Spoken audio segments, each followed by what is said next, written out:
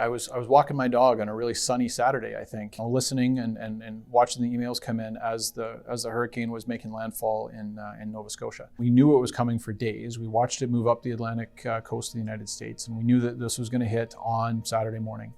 And I was walking my dog because, well, we're ready for this, and I've got to wait 3 or 4 or 5 hours before I know what we're going to do, because a lot of the forces that were generated that assisted in Nova Scotia, in Prince Edward Island, and Newfoundland were reservists who lived there. Well, they're not coming to help if they can't help, if they're the ones that need it as well. So we needed to apply a disciplined element of pause to wait for the situation to develop. And then we rolled in force, and then it grew, and then it grew again.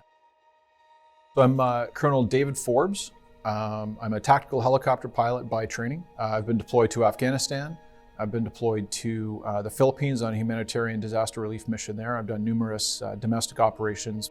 Currently, I'm the Director of Continental Operations for Canadian Joint Operations Command, which means all things floods, fires, and continental defense for North America.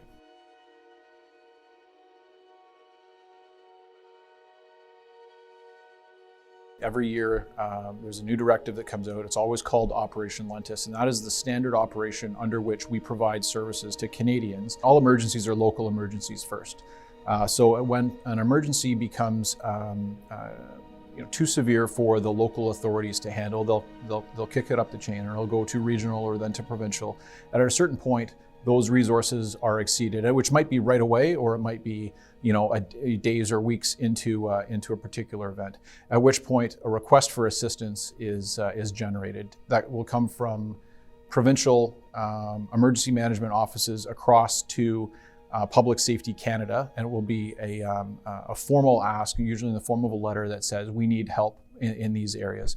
Public Safety Canada will then consider what resources might be best applied to assist. It could come to the Department of Defense. No serious resources are generally expended until that request for assistance is accepted by the Minister of National Defense, and who gives direction to the Chief of Defense Staff, who then follows on with giving direction to us. What we look for are requests for effects. What is the activity that you need? What is the problem that you have? Then we can start sort of analyzing very quickly what solutions we want to vector towards this to accomplish it in a really efficient way. An assessment is done from Ottawa, typically, or out of Joint Operations Headquarters, my staff, in conjunction with our strategic joint staff, the headquarters above us, who work for the Chief of National Defense. And we will quickly deploy a reconnaissance element, and they will roll in fairly quickly, begin liaising with the provincial liaison officer and the provincial or regional emergency management teams to sort of scope that problem. And out of that analysis will come the recommendation of how large a force we need to deploy.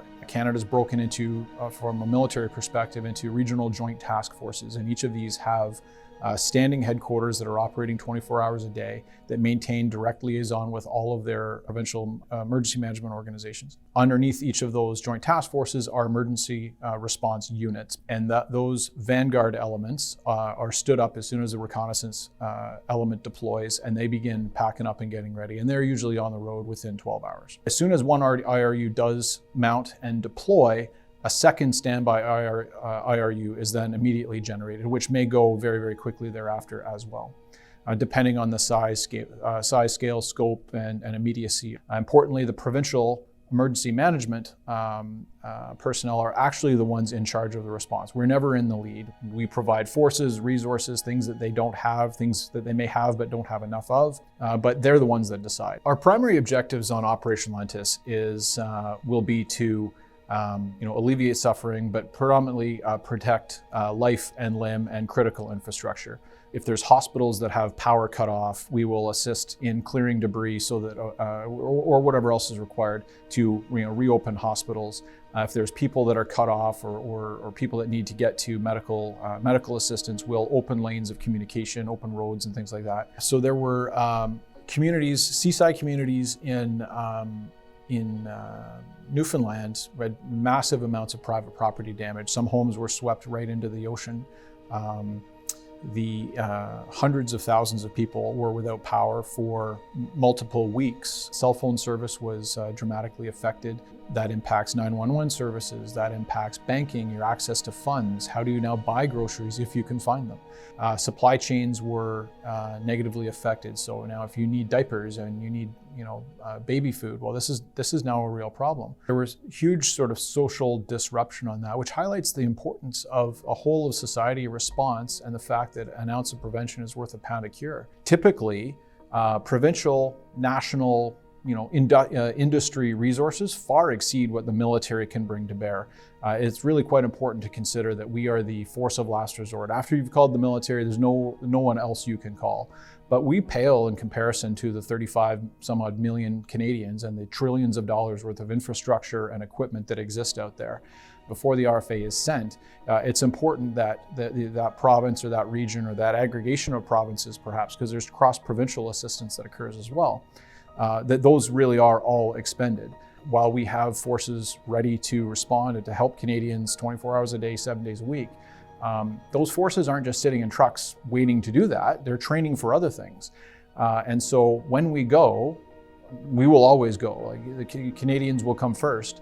But that means that we have stopped training for support to NATO forces in Europe or support to international diplomacy missions or peacekeeping in Africa.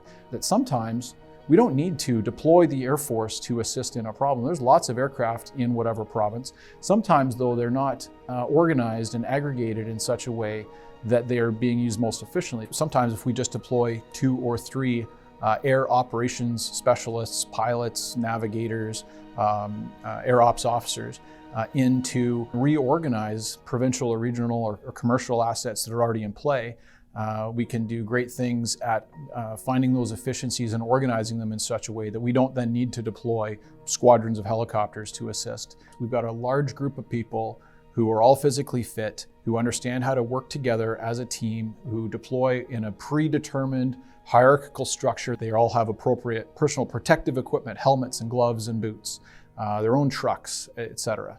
They're all first aid qualified and trained. So these skills are all then are pretty universal and really, really useful and effective at doing just about anything. In the case of a flood, typically it's filling sandbags. It's huge lines of humans by hand moving sandbags in and around homes or critical infrastructure. In the case of fires, it needs to be a little bit more technical. Typically, they'll need to roll in, receive a little bit of training, and then back up those specialist wildfire people who are out actually fighting fires up close. Well, behind that are other layers of forest firefighting practices ongoing, and we'll backfill some of those often. So raking, cutting fire breaks, things like that, using chainsaws and a lot of manual labor to protect, again, communities or critical infrastructure, road access. What we don't typically do is take on a direct medical response role. There are some legislated licensing and liability issues. We're not part of recovery. We don't rebuild major bridges. We don't rebuild buildings. We typically are not involved in remediation of private property and going into people's homes to clear out swamped basements and things. Those are not emergencies at that stage. We'll help save people off of rooftops, but we're generally not doing demolition in the basement. If we were to do it, we would in fact be competing with local economy, which is something else that we don't do.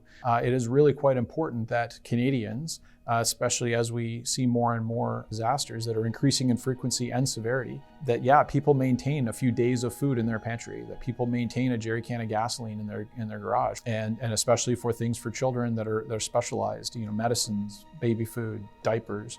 So it's important that Canadians take on an element of responsibility themselves for their own resilience and the resilience of their families and loved ones, and then look after each other in their neighborhoods as well. If you have the means to maintain a small stockpile of emergency supplies, then I think it's a responsibility that Canadians have to themselves, to their families, to their communities, and to the people around them. Not everybody can, and if you now have to buy up all the canned food after the hurricane has hit, you're now taking it away from people who couldn't. So the criteria to leave really needs to be fixated on that emergency response model. Are there still people's lives at risk? Is their critical infrastructure at risk? Is the critical infrastructure been restored to a point where ambulances can get through, people can receive medical treatment, supply chains have been enabled, if not fully restored? When we did leave Nova Scotia, for example, There was lots and lots of work left to do, but nobody was in immediate physical